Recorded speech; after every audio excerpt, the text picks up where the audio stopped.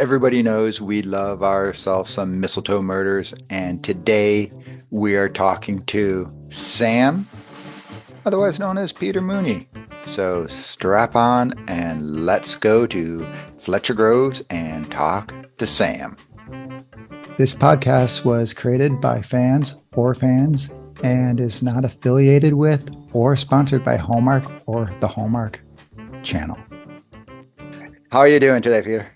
Really good, Eric. Thank you. Thank you for having me on. See, that's how absorbed I am into this episode. I can't even like think of you as a real person. You're just Sam the detective and I stuff. 'Cause love I that. love it so much. But If on set anyone calls out for Sam, I respond to that. So I appreciate it.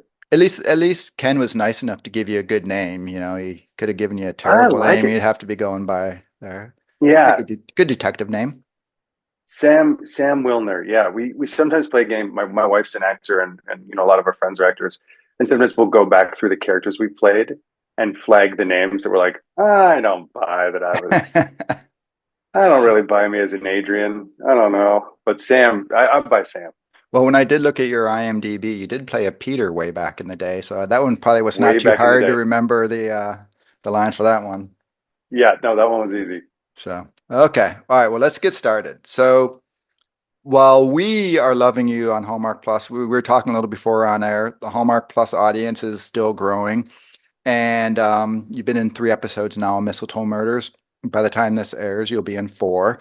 Hmm. But a lot of Hallmark fans maybe haven't seen you in too many. I think you've been in two Hallmark movies previous. You had the Yeah, that's one with it. the Yeah. bird and the dog.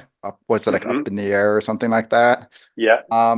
But so why don't you just share with the audience a little bit about who you are, how you got to where you are, and all that sort of fun background stuff to let people know who, Peter is. Oh, amazing. Yeah. Well, my name's Peter Mooney. I'm originally from Winnipeg, Manitoba. I wanted to be an actor from the time I was a little kid. After high school, I went to the National Theatre School of Canada in Montreal, then moved to Toronto from there. And I've been working now professionally as an actor for 20 years. Whoa, boy, I just passed the 20-year mark. Um, and I've been pretty lucky. I've been on some really fun series. I've done some really fun films, theater. It's been a lot of fun. I feel incredibly fortunate to do what I do. And sometimes you're on a show and it's a lot of fun to make, and that might not necessarily come across. But I think what I'm so happy to talk to you today about Mistletoe is this is one of those shows that was incredibly fun and satisfying to make. And it feels like, from what I've seen so far, that has also come across on screen. It's fun, are you guys like kind of fun and like silly and crazy on set, or is it just fun because it's like a cool project? We are. It's a very funny set. Sierra, Sarah, they're incredibly funny people. There's a lot of laughter, a lot of joking. We shoot at a pretty fast pace, so we can definitely dial in and sort of hyper focus when need be. But there's a sense of humor in the show that I think helps foster like a really kind of fun atmosphere on set. Okay, we'll get to talking about those guys in a second and stuff. So, but Great. all right. So I just thought of something though. Well, first of all, so you went to Montreal. Now, does that mean you had to Hmm. like act in French and stuff like that too? All that No, or so the okay? school I went to had one half in English and one half in French. There was two sort of parallel programs, Did you and guys I get was like little always fights and stuff like that?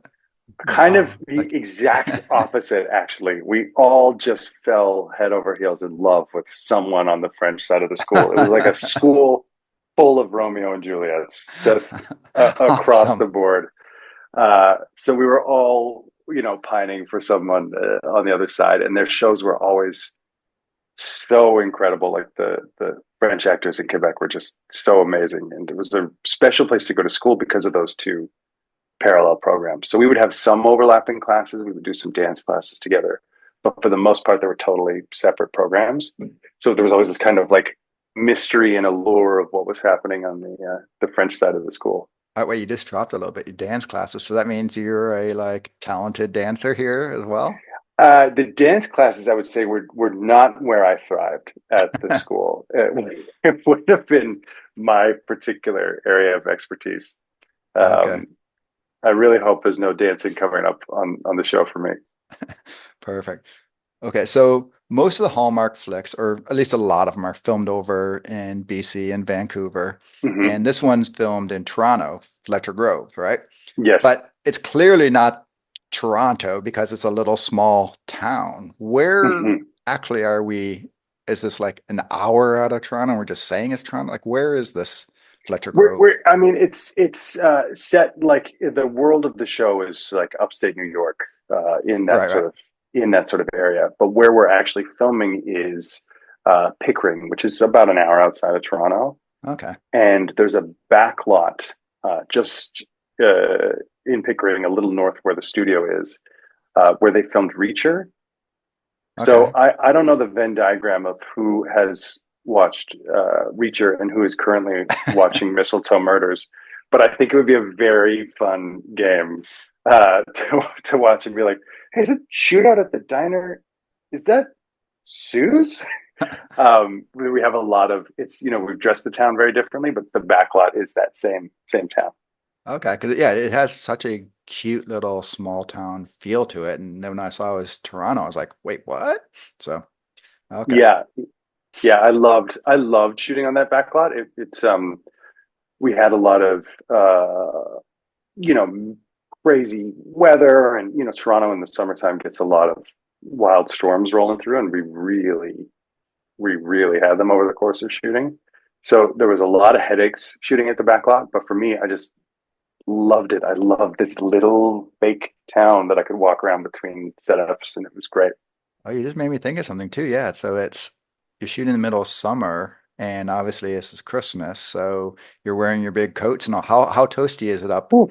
up there? The single hardest thing for me about acting is that pretending to be cold when you're hot, and vice versa.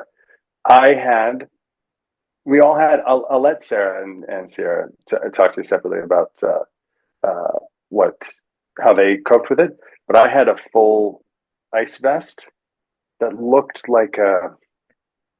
looked like part of a Power Ranger costume that I would literally between scenes take off my coat and put on this ice vest, which was just a vest filled with these sort of ice gel packs to try and cool myself down between the takes because it was a hot summer.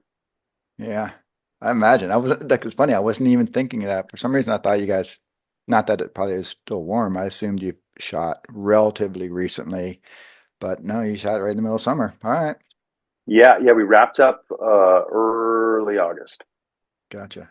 Okay, I'm going to ask you a couple icebreaker questions. Just once again, you told us a little who you are, but we're going to ask some fun questions of who you are. And this is where I told you I don't ask anything too controversial, but I am going to have a controversial icebreaker here for you. But Okay. Sam plays hockey, and you grew up in Hmm. Canada. I grew up in Canada too, and I always thought that you were required by law to play hockey when you grew up in Canada. Talking to some of the Yeah, actor guys, I found out not necessarily the case. But did you grow up playing hockey? I was a lawbreaker as a kid. I did Really? not play hockey, and I'm being from Winnipeg. That is exceptionally rare. I always my dad's from Ireland, so I always cite that Okay. as the reason. But in fairness, it's a bit of a cheat because my older brother did play hockey. So I think for me, it was just the idea of more ice, more cold in the wintertime Yeah. was Uh, too off-putting. Like, I don't even remember my parents asking if I wanted to play hockey. It was just like, okay, season starting. Whereas now with my kids, it's like, oh, hey, do you want to do flag football? Do you want to do bat? Like, Yes, whatever. It's the sort of thing. What do you want to do? With me, it was just like, okay, hockey starts, go. But all yeah, right. I did. I missed it, but the sad thing is now I am not a great skater. That's No, Sam says he no. is.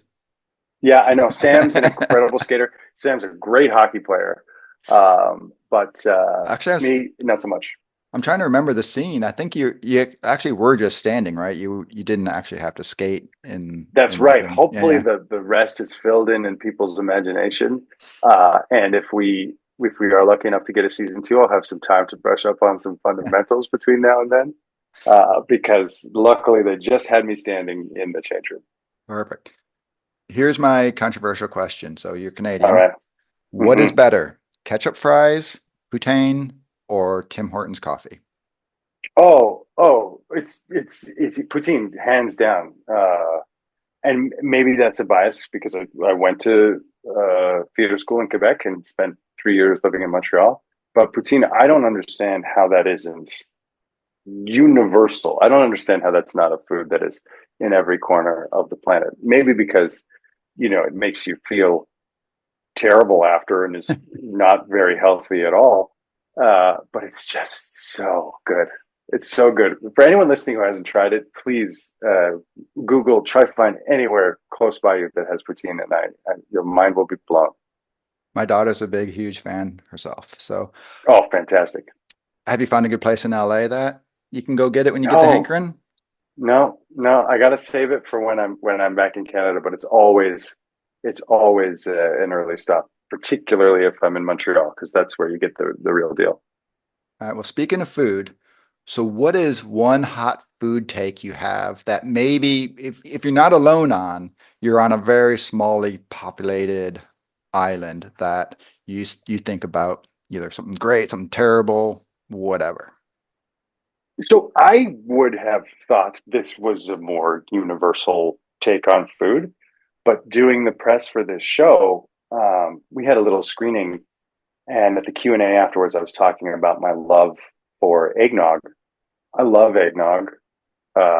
Spiked, not spiked, in coffee. However, I love eggnog. I really look forward to the time of year when it's out on the shelves. I've seen it already, but it's a bit too early. I'll wait. December, I think the beginning of December is an appropriate time to start on the eggnog.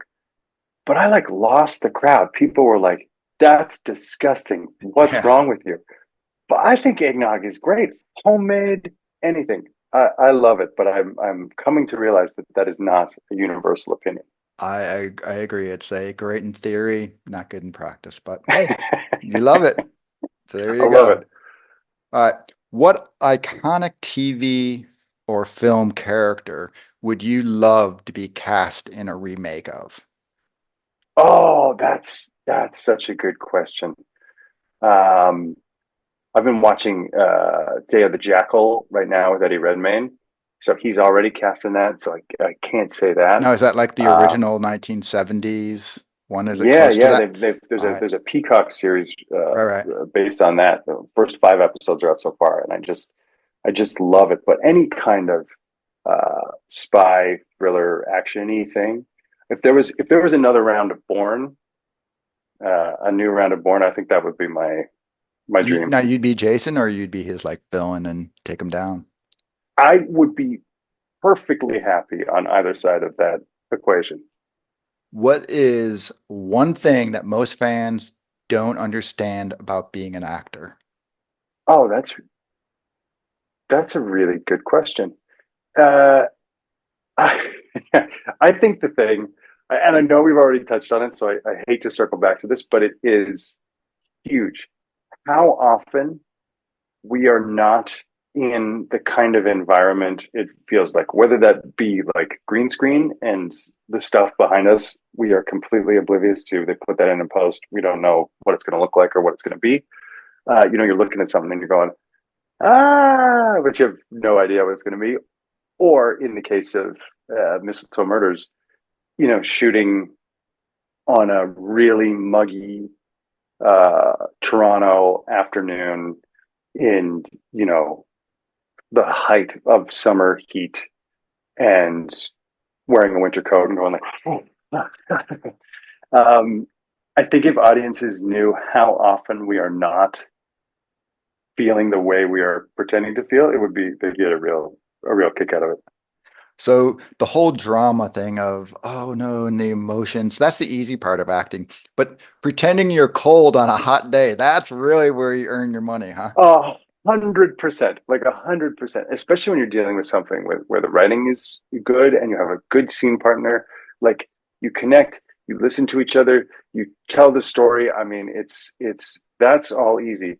but trying to do it while like there's like rivulets of sweat pouring down your face, and you're like, well, I'm not supposed to be sweating in this. Technically very cold out. That's the challenge. Love it. Love it. You mentioned before that you're married to Sarah Power, and she Yes. played Abigail on The Good Witch.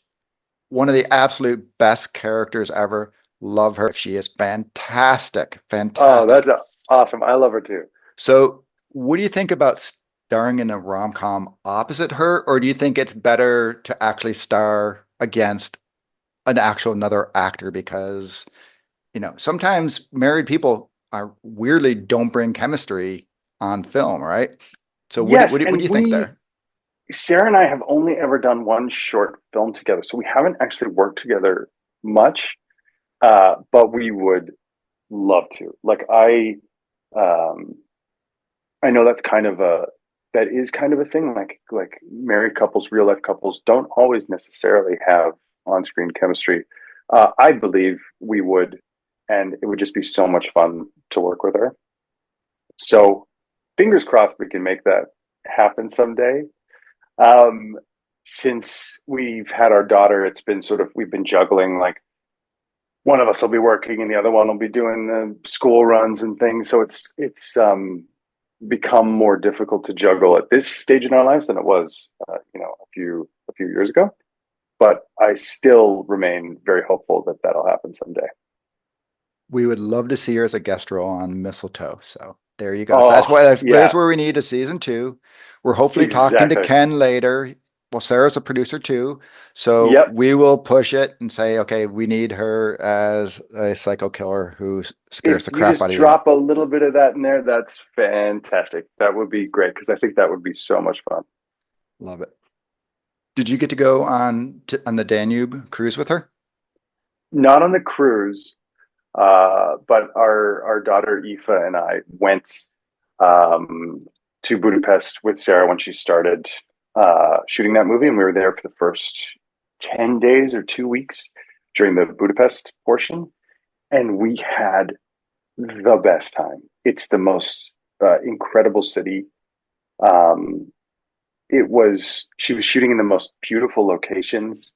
They have this incredible children's playground right sort of in the center of Budapest, in the kind of central park. And I'd take Aoife there, and Sarah would be shooting like the carriage ride scene with Brendan, and we'd wander down and see them for a bit, and then go and have lunch in the park. Like it was just the most magical place to shoot. The two of you Um, aren't in a background somewhere in the area that we should be looking for. I actually wouldn't be surprised. I haven't looked closely enough to see if you can see it. I don't think we ended up on screen at any point, but it's entirely possible that we're walking through the back of some of those shots, just like me with a coffee, her with a little hot chocolate, looking around at all the castle-looking buildings and having a blast. Let's talk Sam. How much Hmm. are you like Sam? The thing that I think is closest about me and Other Sam than and the the hockey part abilities? other than hockey abilities, which is the opposite end of the scale. That's where it's the furthest. Uh, I think him and I are closest in terms of in the show, you get to see Sam kind of toggle between his personal kind of parenting life and his professional life. And um, because those two intersect and overlap, sometimes it'll happen in the same scene. And I feel like that's similar for me, especially at this stage, so much has gone on Zoom.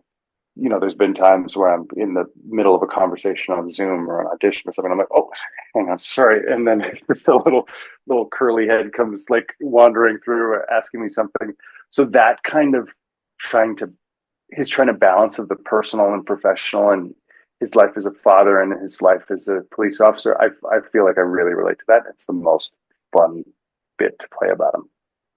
You had to, obviously, I'm guessing you had to audition for Sam.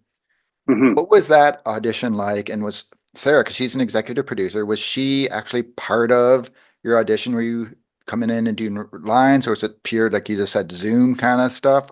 How did the audition Yes, go? Yeah, unfortunately, it was on Zoom, just because it's so nice to have the opportunity to meet in person with these things. Um, but it was a really, really nice to get the chance to read with Sarah so we could see how we were with each other, you know? We weren't in the same room, but we were able to meet up on Zoom, with everyone from Hallmark there and from Lionsgate and be able to, we had our sort of Zoom chemistry read. And right from the get go, it felt pretty great. I mean, she's a lot of fun. We have a few friends in common, so that was kind of a nice icebreaker, and we just kind of jumped right in.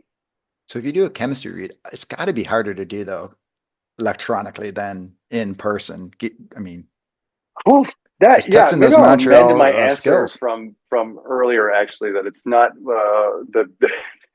the hardest thing about acting now has become uh, things like that, like a chemistry read over Zoom or a screen test over Zoom becomes really, really tricky because there's so much you don't know until you're face to face with a person. right? There's so much more you experience. And even though, the audience at home is watching it over a screen, the interactions and the moments they're watching happened in real life. Like this all happened with Sarah and I sitting across from each other, or Sierra and I sitting across from each other. All of these things are actual moments that have been captured. And it's pretty hard to capture the same thing when you have a screen in between a screen, in between a screen. There's just those sort of levels of distance that Right. becomes tough. Um, but luckily, it worked out in this case. Clearly. I did not realize how big Sarah Drew was in the world because I'll admit I did not watch Grey's Anatomy. I Right. told my daughter, like, oh, guess who slid into my DMs? And I was just like joking. And she's like, oh my God, whatever. Her whole world blew. She texted my niece, who's like, all of a sudden they're blowing up, and I became cool dad Yeah. like immediately, right? Usually I'm not cool dad with my Hallmark podcast. But for this one, all of a sudden I became Nice. there. Yeah. Now, did you know what, like, how big she really is out there and everything? Yeah, I did. I did. And when this show initially came up, first I read the script and I got the first script, so only the first half of the first mystery. But I was super hooked from the script alone. And then after that, I heard that Sarah Drew was attached, and I was like, oh, I think this could be really good. If you have someone like her playing Emily and a great script, like I think this show has a lot of potential. So I did, and I was super excited to start working with her. And she's just an absolute joy on set. So we were talking a little before we started recording, and I think that Mistletoe Murder is just some of the best programming Hallmark has ever done anywhere.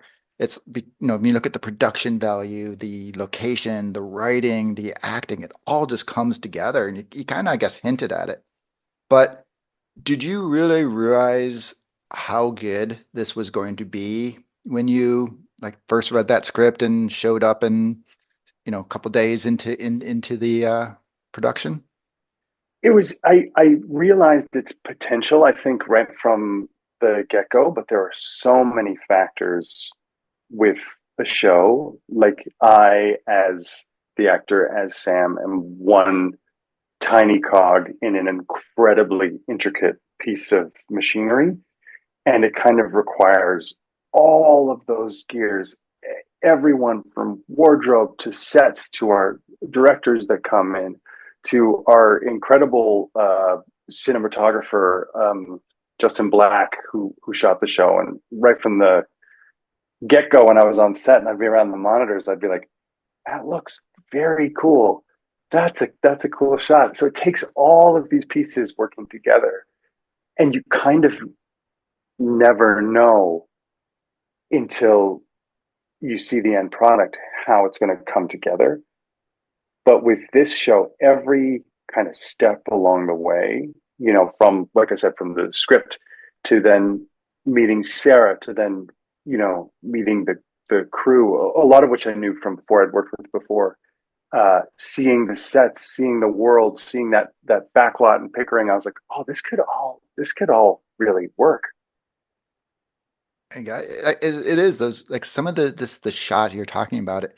Like those are not normal Hallmark shots. Those are just cool. Like I do a Hallmark podcast, right? So I obviously love Hallmark, but you're Yeah, like yeah. those are like networky, Netflixy, HBO-y type things because they're just real good. And with Hallmark, you have your finite budget, so you know usually what you get. And this one just seems so elevated. Totally, and it's the same with us. Like we didn't have an endless budget, but I think sometimes working within parameters like that can make for some creative decision making. And the the way we would shoot scenes or approach scenes, uh, not just aesthetically but also tonally. Like there's some nice kind of ambiguities in this show, or kind of weird tonal things that I wasn't sure. When you think of the two, when you think of essentially a Christmas murder mystery, They go they're so two, hand in they're hand. two they're two like wildly different genres. But in the kind of mashing of them is, I think, where this show really, really comes alive, and it's really unique. That fresh perspective, that kind of fresh take.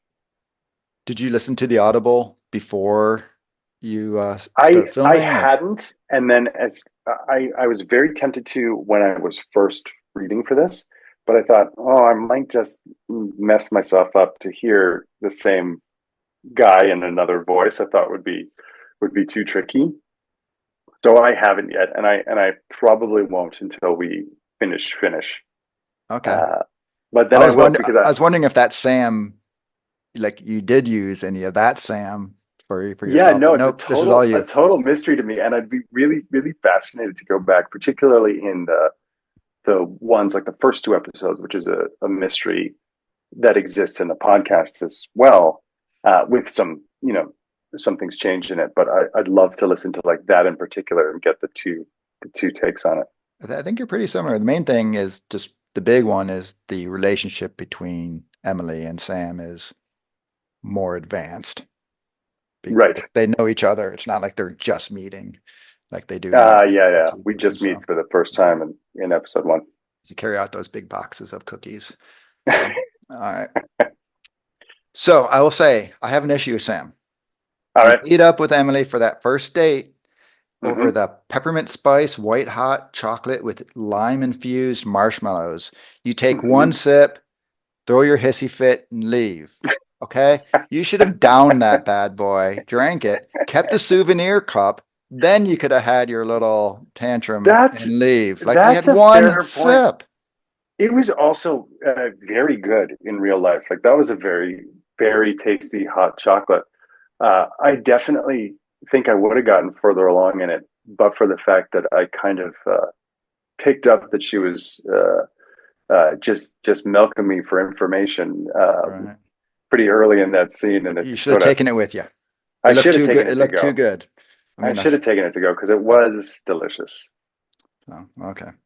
Well, that aside, you have great chemistry with her, and it's interesting, like we just talked about, you had to do this all via Zoom and everything. One of the things we really like in characters is when the cop's the cop and he has to be, boundaries, but at the same time understands when there's a sleuth who has abilities, and you do that. And so you still Yeah. keep your boundaries, but at the same time, you're not dismissive, you're not demeaning to her. So we really love that aspect of it. You're not just, whatever, blow you off. So Hmm. like how do you is that just like things in the paper, the script, or is that something like you think with like you and Sarah, you're able to do the little things to create that chemistry on It another level? definitely it definitely all starts on the page. Like I think Ken has done such a wonderful job of managing that relationship, and sort of the push and pull between Sam's professional boundaries. Like you can't really have a civilian at a crime scene, you know, an Right. unaccredited civilian giving you tips at a crime scene. Like it is a really tricky spot.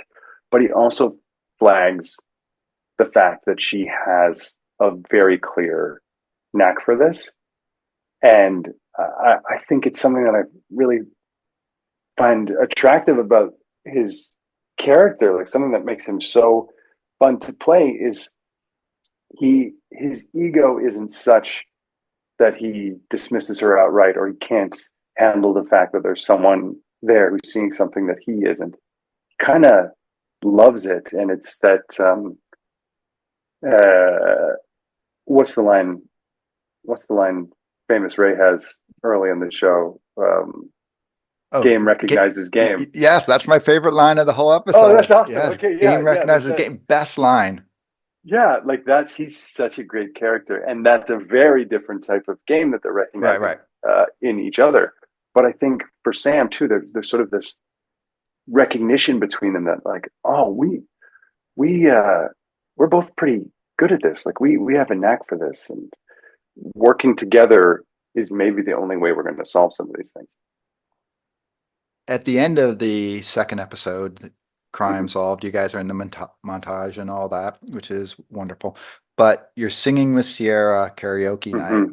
What song were you actually? Because it's music playing over it, so you don't hear you. What Oh song were you yeah, actually that's singing? right. What were we singing? Uh, I can't remember right now. Only because I think I was joking around so much, singing so many Christmas songs. I can't remember what the actual one on the playback was. Uh, I can't Was it remember. actually in the script singing a song, or was it just singing No, Christmas it was just Carol? So karaoke you got in to the ad song. lib it away. We did have playback of a specific Christmas carol. Oh, what were Sierra and I singing? No, I joked around too much. She'll remember. She's a All right. smarter cookie than me. I'll have, But yeah, I joked around too much to actually have retained what the real song was. while you didn't learn dance so much there in Montreal, were you singing? Can you actually sing? We were singing for real. I would argue that I can sing, and the world would argue that I cannot. So it's really up for debate. Now, Sarah Drew is a very accomplished singer. She So can that really was sing her for real. singing in episode 3 with the choir, right? Yes, yeah, and Okay. so that choir um, was made up of some really accomplished actors and singers. Mari Babb, who plays one of the choir members, actually, her and I have done like 3 or 4 plays over the years together. She's an incredible singer. Kylie Evans, an incredible singer. Like Oh who's wait, Good Wife with your wife. How do I miss that yeah, one? All right. Yeah, yeah. yeah. It's a very sort of interconnected circle. But that those voices are really that choir singing, and there were some really really talented people in that. I So am not you're not that joining the level. choir. All right. I would not. I wouldn't make the audition. No.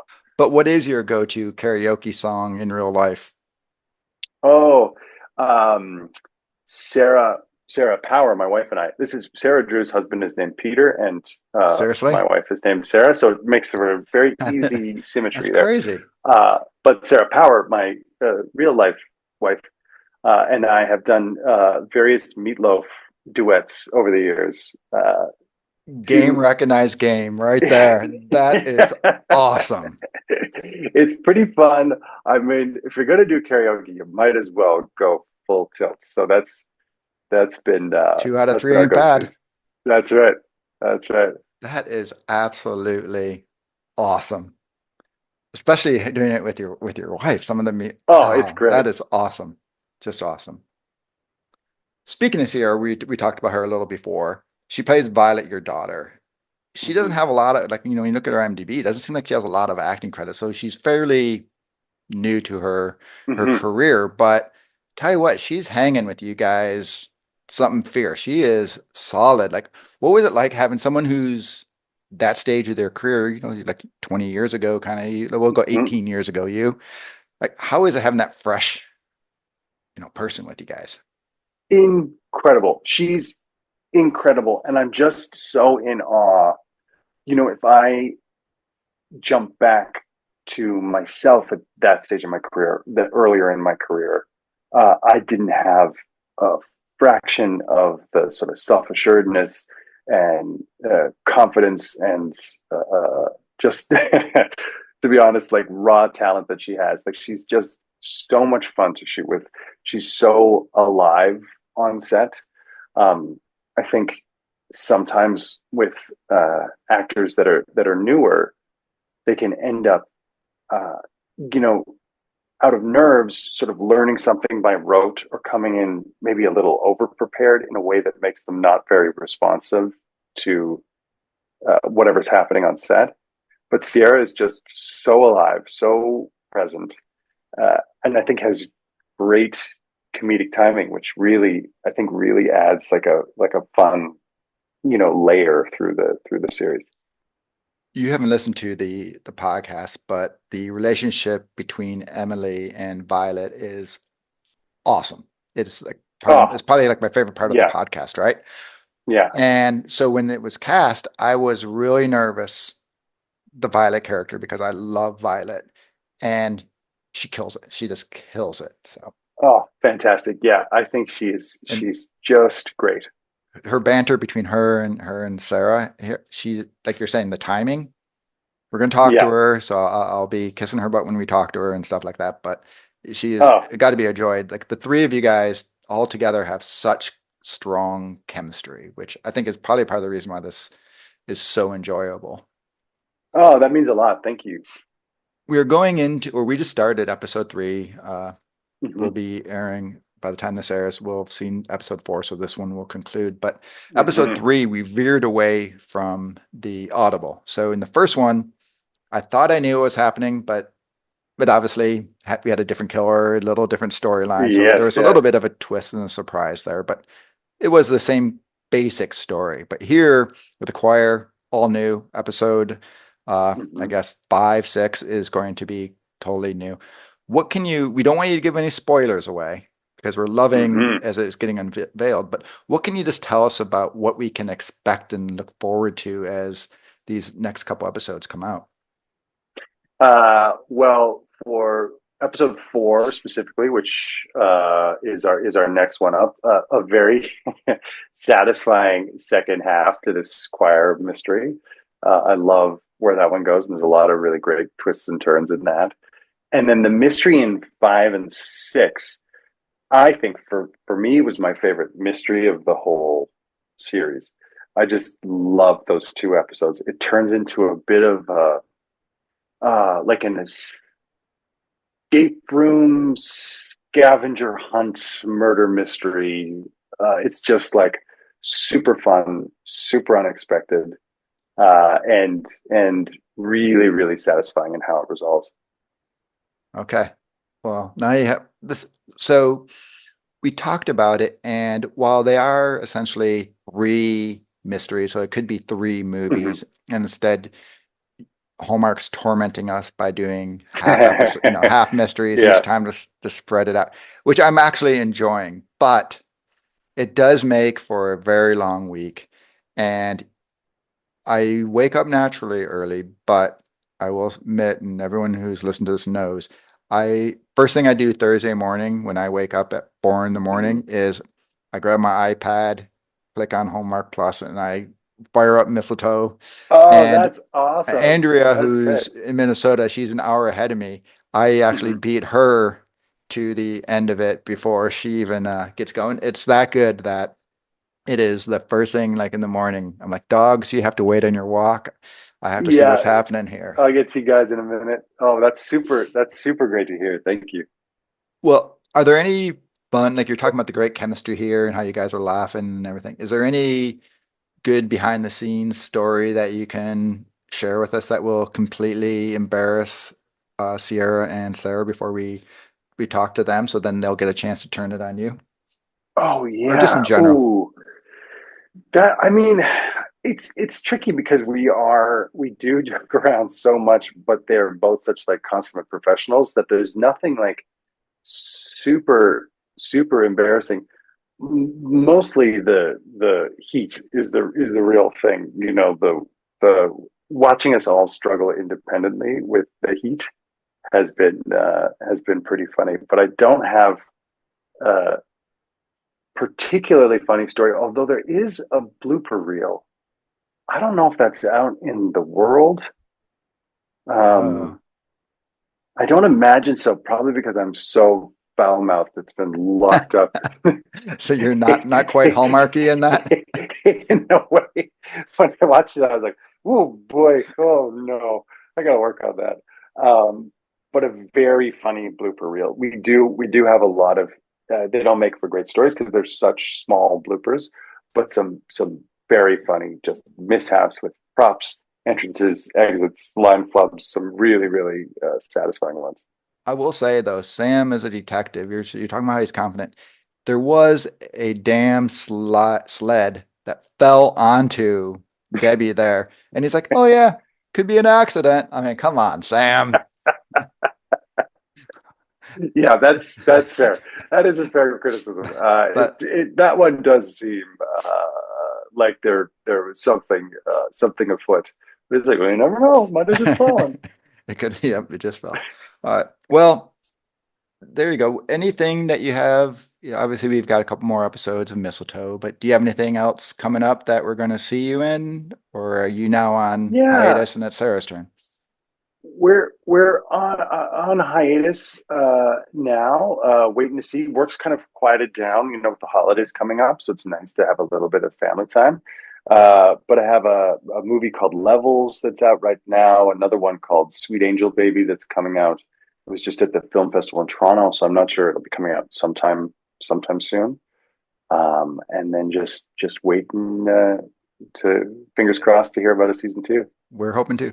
Is Levels streaming or is it theater or what it was, what's Levels about? It's in theater right now, and then I think it'll be Okay. streaming fairly soon. I'm not quite sure what the release is for it. Now, is that a movie where your swearing is appropriate?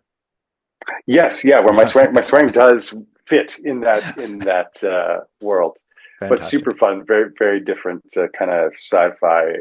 Lots of green screen in that one. Perfect. Love it.